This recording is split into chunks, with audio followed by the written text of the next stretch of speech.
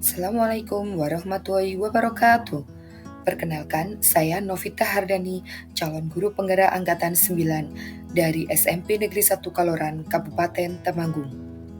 Pada kesempatan kali ini, saya akan menyampaikan demonstrasi kontekstual modul 1.4 Budaya Positif tentang penerapan segitiga restitusi. Segitiga restitusi adalah proses menciptakan kondisi bagi murid untuk memperbaiki kesalahan mereka, sehingga mereka bisa kembali pada kelompok mereka dengan karakter yang lebih kuat. Restitusi membantu murid menjadi lebih memiliki tujuan, disiplin positif, dan memulihkan dirinya setelah berbuat salah. Penekanannya bukan pada bagaimana berperilaku untuk menyenangkan orang lain atau menghindari ketidaknyamanan, namun tujuannya adalah menjadi orang yang lebih menghargai nilai-nilai kebajikan yang mereka percayai. Dalam pendekatan segitiga restitusi, terdapat 3 proses tahapan yang harus dilakukan, yaitu langkah pertama, menstabilkan identitas. Bagian dari segitiga restitusi bertujuan untuk mengubah identitas dari orang yang gagal karena melakukan kesalahan menjadi orang yang sukses. Tahapan yang kedua, validasi tindakan yang salah. Konsep ini untuk memahami kebutuhan dasar yang mendasari tindakan anak berbuat kesalahan, sehingga pendidik dapat menemukan cara paling efektif untuk memenuhi kebutuhan tersebut. Langkah yang ketiga, yaitu menanyakan keyakinan. Teori kontrol menyatakan bahwa kita pada dasarnya termotivasi secara internal. Ketika langkah pertama dan kedua sukses dilakukan, maka anak lebih siap dikaitkan dengan nilai-nilai kebajikan yang dia percaya dan dia berpindah menjadi orang yang dia inginkan. Kasus pertama, Rahel tidak terima pekerjaannya selalu dicontek oleh temannya. Ia marah dan tidak dapat menahan emosinya. Berikut praktek segitiga restitusi dalam menangani kasus tersebut. Mbak Farahel, Bu Novi barusan dapat laporan dari ketua kelas. Katanya kamu habis berantem, habis marah-marah. Iya Bu, benar Bu. Betul demikian. Betul Bu. Dengan siapa kamu berantem? Saya berantem dengan Farin Bu. Kamu berantem, kamu marah-marah, pasti punya alasannya. Kenapa kamu bisa sampai melakukan seperti itu? Saya kesal karena Farin selalu mencontek tugas pekerjaan rumah saya. Bukan hanya pekerjaan rumah, tetapi tugas-tugas di sekolah. Farin juga selalu mencontek saya. Gitu ya. Kalau seperti itu kejadiannya wajar lah kalau kamu marah. Kalau Bu Novi berada di posisi kamu, Bu Novi juga akan marah. Kamu sudah bersusah payah mengerjakan tugas-tugas, sudah meluangkan waktu untuk mengerjakan tugas, tapi dengan seenak sendiri Mbak Farin menyontek pekerjaan kamu. Ya.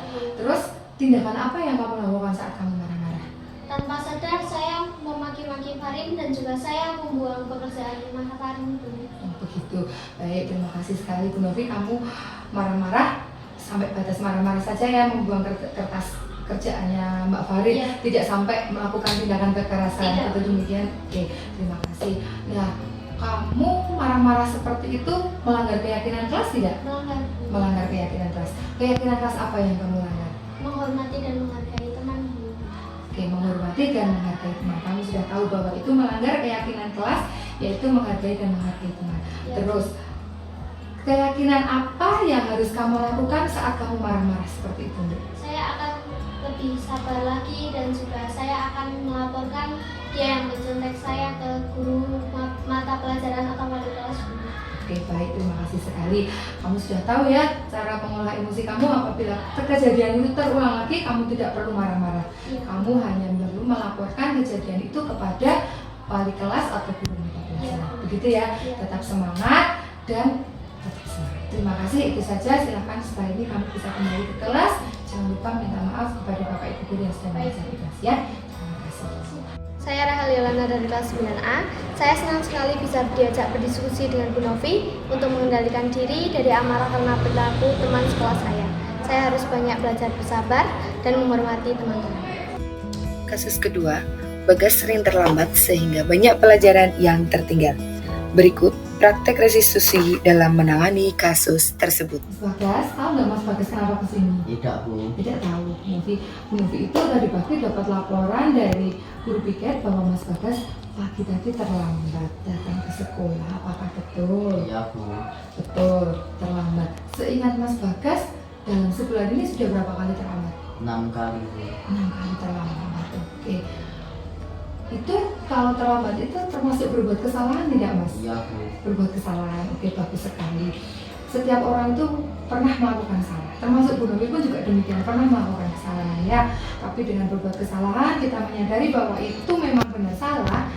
Kedepannya kita tidak akan mengulangi lagi, mengambil pelajaran bahwa itu salah dan kita akan berbuat yang lebih baik lagi agar tidak terjadi lagi. Gitu ya Mas Bagas ya. Baik, Mas Bagas terlambat. Pasti ada alasannya kenapa kok bisa datang terlambat, apalagi sampai 6 kali. Karena saya Dalam sering satu bermain bulan. HP sampai tengah malam, Bu, dan saya jadi kurang tidur. Sering main HP, terus kurang Kurang istirahat. tidur, ya. Oke. Nah, karena kurang tidur, karena sering main HP, Mas Bagas jadi membuat kesalahan datang terlambat, ya kan? Bu. Datang terlambat itu melanggar keyakinan kelas kita tidak? Iya, Bu. Iya. Keyakinan kelas apa yang dilanggar dulu Mas Bagas? Disiplin, Bu. Disiplin, betul sekali, disiplin. Menurut Mas Bagas, disiplin itu penting tidak? Penting, Bu, karena menjadikan saya datang ke sekolah tepat waktu dan menghargai waktu. Betul sekali, bahwa disiplin itu sangat penting. Tidak hanya buat Mas Bagas, bagi teman-teman yang lain, bagi Bu Novi, disiplin itu sangat penting. Karena disiplin itu banyak sekali manfaatnya. Karena disiplin, kita akan terbiasa bisa memanajemen waktu. Yang pertama. Yang kedua, pekerjaan tidak akan menumpuk. Pekerjaan selesai sekarang harus selesai sekarang juga ya. Disiplin. Manfaatnya tidak hanya sekarang. Besok kalau Mas Bagas sudah lanjut ke jenjang berikutnya, itu akan sangat banyak sekali manfaatnya ya. Dan manfaat yang lain bisa menghargai orang lain. Betul sekali, menghargai orang sekitar. Dengan disiplin kita bisa menghargai orang lain, bisa juga peduli dengan yang lainnya. Begitu ya Mas Bagas ya. Bagus. Terus Mas Bagas sudah tahu kesalahannya. Terima kasih sekali Mas Bagas sudah mengakui kesalahannya. Sangat baik sekali, terpuji sekali sudah bisa mengakui kesalahannya. Nah, menurut Mas Bagas, solusi atau tindakan apa yang akan dilakukan Mas Bagas agar kesalahan itu tidak terjadi lagi? Saya menyesal, Bu, karena saya sering datang terlambat dan saya meminta maaf karena sering datang terlambat. Saya tidak akan mengulanginya lagi. Baik, terima kasih sekali Mas Bagas sudah mengakui kesalahannya dan berjanji tidak akan mengulanginya lagi. Tidak akan mengulanginya lagi itu terus bagaimana? Saya akan tidur lebih awal dan tidak akan bermain handphone sampai tengah malam. Betul, bagus. Begitu ya, Ya, Mas Bu. Bagas sudah tahu terlambat itu karena apa, dan Mas Bagas juga sudah tahu solusinya harus bagaimana. Ya, Ya, Bu. kurangi main HP, jangan begadang lagi, diatur waktunya. Ya, Bu. oke baik, terima kasih sekali untuk masalah ini. Mas Bagas sudah tahu solusinya. Nanti Bu Novi akan komunikasikan dengan orang tua, akan berkolaborasi dengan orang tua agar Mas Bagas diskusi tidak terlambat lagi. Gitu ya. Terima kasih atas waktunya. Silahkan sekarang kembali ke kelas. Jangan lupa minta maaf kepada Bapak Ibu guru yang sedang menjadi kelas. Ya, terima kasih. Ya. Kenalkan, nama saya Bagas Dwi Satria dari kelas 9E.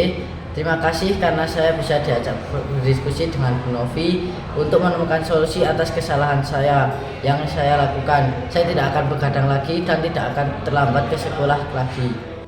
Demikian pemaparan saya tentang penerapan segitiga restitusi. Terima kasih sudah menonton video ini. Salam guru penggerak, tergerak, bergerak, menggerakkan.